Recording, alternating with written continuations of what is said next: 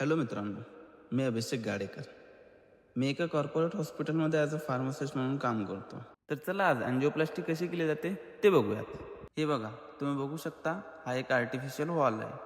ज्या हार्टमध्ये जिथे ब्लॉकेज आहे तिथे बसवला जातो.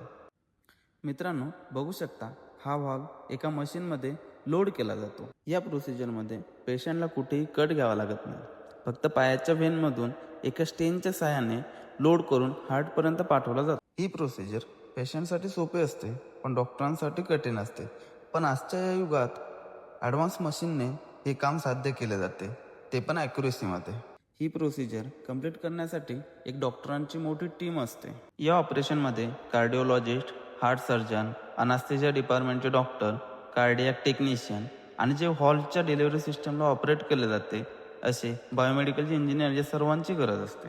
बघू शकता तुम्ही हॉलला डिलिव्हरी सिस्टममध्ये अपलोड केला आहे, ज्यामुळे हॉलचा डायमीटर कमी होतो. हे करताना पेशंटचे ब्लड प्रेशर आणि हार्ट रेट रिपीटेडली चेक केले जाते.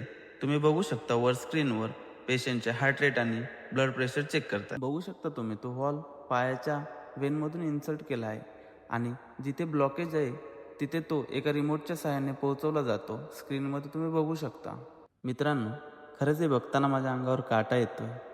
कसं ते ऑपरेट करत असणार, कसं एका स्टेनच्या सहाय्याने तो व्हॉल्व आपल्या शरीराच्या आतमध्ये घातला जातोय आणि तिथं तो रिलीज केला जातोय. बघू शकता स्क्रीनवर कसा तो ऑपरेट केला जातोय.